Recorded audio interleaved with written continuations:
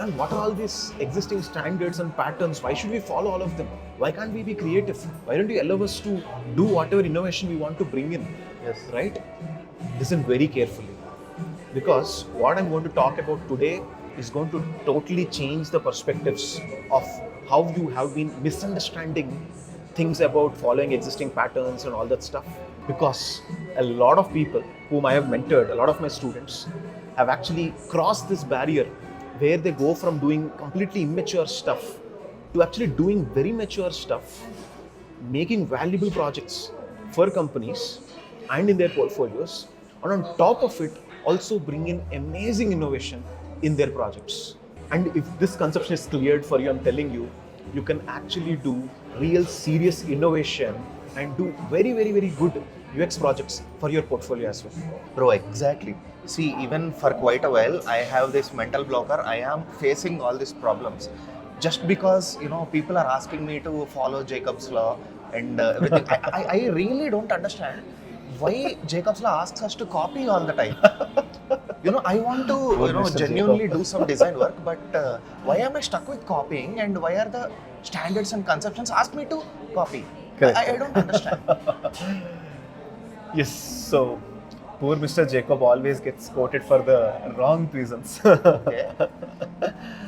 See, first you need to really understand what Jacob law actually says, right? Or what Jacob really means, right? Okay. Because if we don't understand it, we'll always be not even just misunderstand it, but we'll be hurt because of it.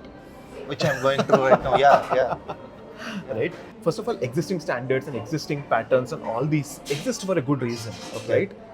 They are not literally there for shouting on your face to say, no, you're not allowed to bring in anything new. We have already done all the stuff. Chupchap bait ke, just simply do whatever is already there. That's not the point, right? Okay. That's the emotion which these things hit. But that's not the point of those things. And even those people who use these things are also doing it wrong. Okay. Right? This misconception has happened in the industry mainly because there are a large number of people who have misused it in this tone. Just to say, hey, you know what, I'm a senior sitting over here, I have created a standard, you need to follow because Jacob's told so. Yeah. Because people have misused it, this conception has happened, right? But that's not what this actually means. For a second, we'll actually get into what really Jacob's law says, right? Okay. Or Jacob's law of internet user experience. Law actually speaks in terms of websites because when he stated this, when he gave this as a principle, most of the people were generally using websites. Yeah. Right? Now we have passed that stage and we are using a large number of products which include Yes, sir. websites and apps and like multiple other things, right? So therefore, first of all, we should not misunderstand that Jacob is only speaking about websites. But if we actually get into it, what he actually said is, users are spending a lot of their time on other sites, or in other words, I can say other products than your own product. Makes sense. Yeah. Okay? Yeah. That's literally what it is. Right? What? Yes. Right? Okay. Of course, there is a lot of context to it. Right? There's a lot of explanation which is given, which is generally misinterpreted. Right? Okay. See, let's just get the heart of what is being said over here. You need to understand that, let us say we ourselves take into the products we use on a daily basis. It's not like we just use only one product, right? If you open your phone, you have a lot of apps on your phone, right? You have Zomato, you have Swiggy, Yes. or you have Blinkit, you have Instamart, you have Zepto, all of them you have, right? Yeah. So we do use multiple apps and products all the time, right? And different users also use multiple apps and products all the time. Okay. And not only just simple competitors, let's say I want to order groceries, maybe then you have 3 competitors. Yeah. But not only that, even in that space or not in that space, you're already using a lot of products. Yeah. Right? Yeah. All he's saying is, be empathetic that people use a lot of products already. Understood. He's not saying copy whatever is existing. Okay. There's a thin line between them. Just because people are used to something, being empathetic of what people are already being used to only opens up opportunities for us to think about it and create something new.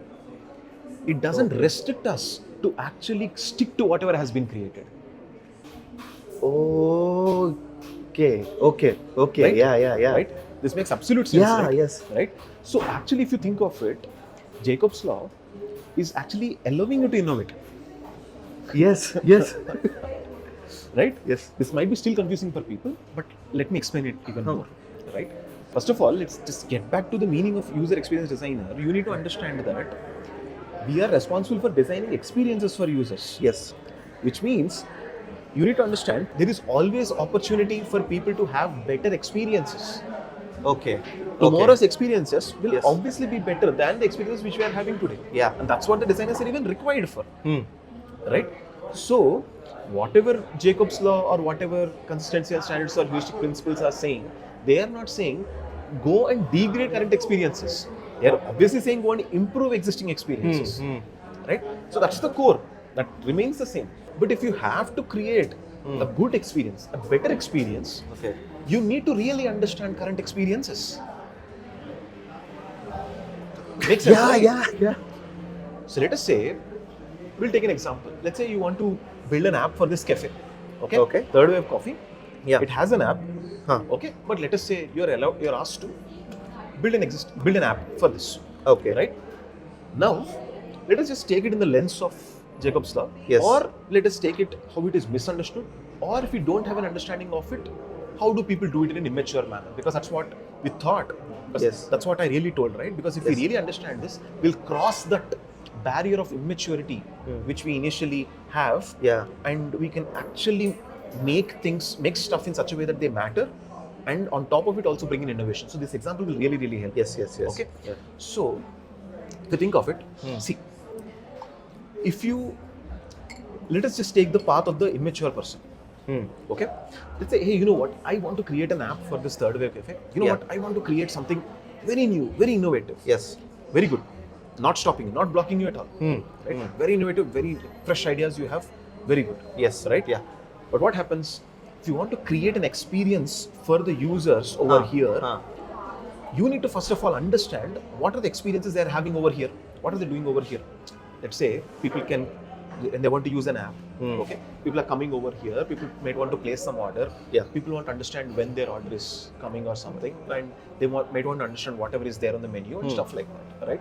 And if at all, let us say they are people who keep coming again and again. Yes. They might want to probably load some cash and all, and want to reduce the number of times they are doing some transactions and stuff like that, because if money is already there, present, sitting in their apps. Yes. Right. So in this way, there are a lot of stuff which people are already doing over here. Right? Now, your app should recognize that people are already doing all these things and provide them a way to do these things in a better manner. Okay. Because that is what experience is about. Okay, experience is not about, let us say you say, no. What I will do is, in a very random manner, I will create an amazing onboarding experience to the app where they'll see stunning animations the moment they open the app. Okay, great. Yeah. But let us say I'm at the counter over there. Yeah. I want to open the app. Yeah. Or let us say I'm sitting over here. I want to open the app to understand the menu. Yes. Right? I don't want to look at your onboarding animations. Yes. Right? Yeah. Because you have not empathized what I'm doing over here. Yes. But does that mean then you should kill all your creativity? No. That is where Jacob Plus really, really helps. It says, okay, see, first of all, people are using multiple other products. Yeah. People are already into doing a lot of stuff. Yes. Empathize them nicely. Okay. Now, when you empathize, fine, I'm sitting over here, I need to order. Okay. But you open the app and say, hey, you know what? I don't know what this macchiato is. Okay. I know hatti kapi. Right? There is an opportunity.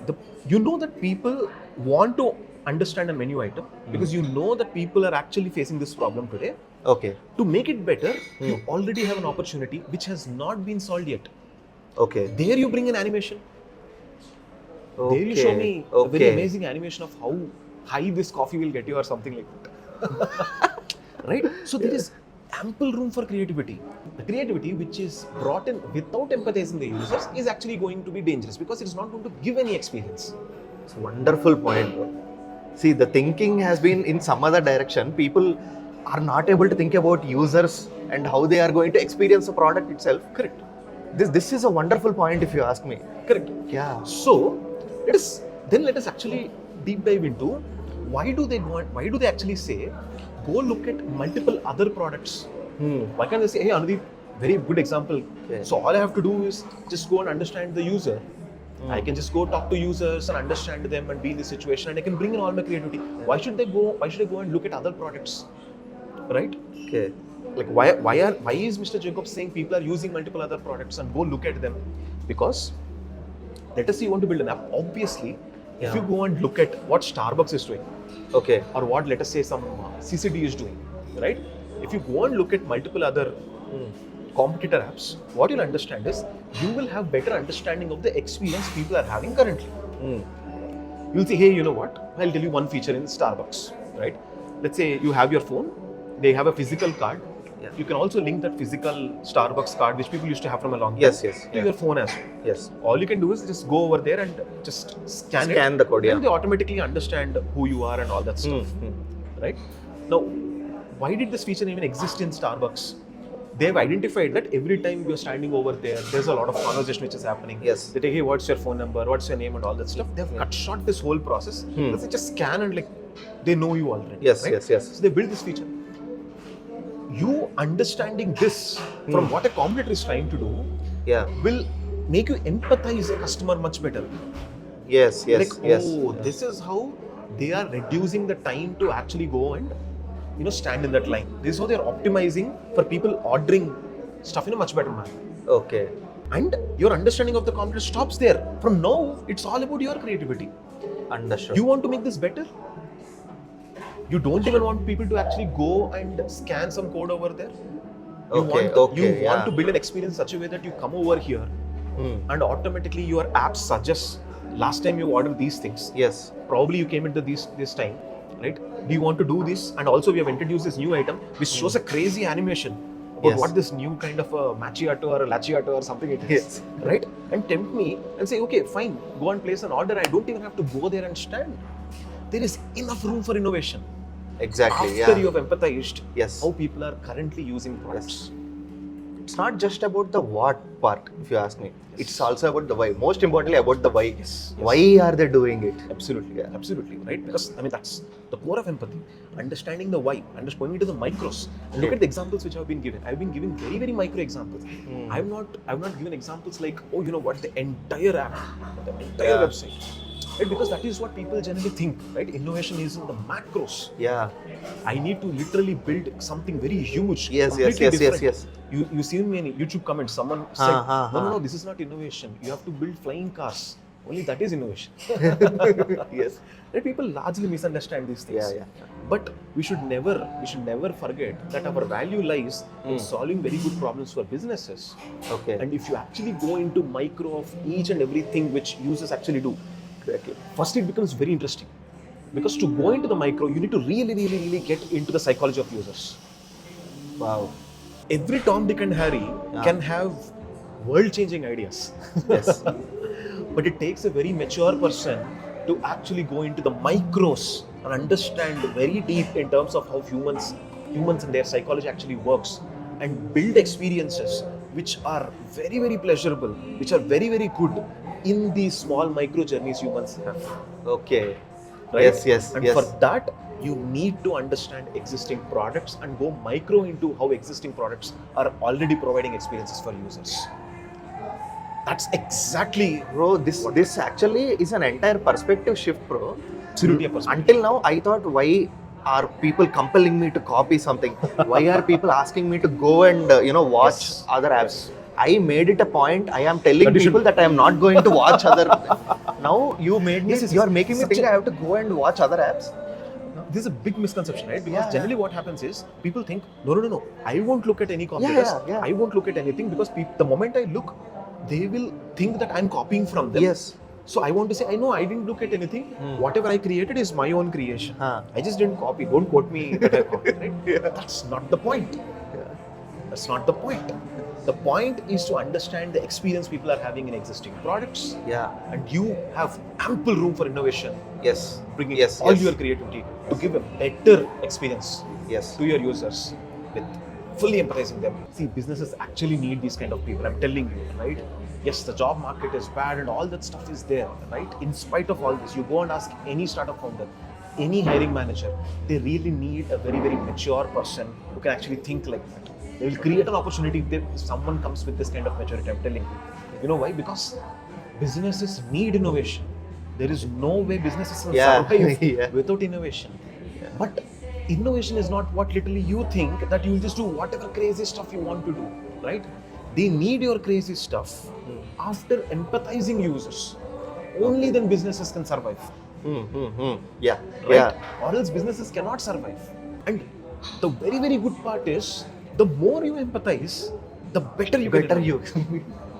Or else your innovation is only limited to very large level, vague ideas like I will change the entire planet kind of ideas. Right? So, guys, I'm telling you, this is so important. If this one change of perspective which you can bring in, and if this you can really work on in your projects, I'm telling you, there is a very high chance that you will really stand out of many other people out there. I'll give you a few actionable items. What you do is, next time you pick a project, go look at all the competitors, go and make journey maps, not the textbook templated journey maps. What is your understanding of how people are experiencing the product while they are into a journey with the goal they have? Just take this with common sense, understand, get into their shoes and get into their experience, look at their emotions, what are their aspirations, what are they trying to do. Okay. Think about all these kinds of things, and when you think about all these things, this is literally called as a journey map, right? Don't do the textbook one. Do this, and from every step which you write down from there will actually bring in real innovation, and on top of it, amazing projects can come out of what you guys do, right? And the most important part is you need to have very good ideas. Most of the times we are really stuck with ideas, right? Yeah. And if you really want good ideas, I have a solution for that as well. In this video, I'm talking about a very crazy technique about how to get ideas from something very random. Go watch that video and you'll absolutely love it when you watch that video with this video. See you again. Stay subscribed.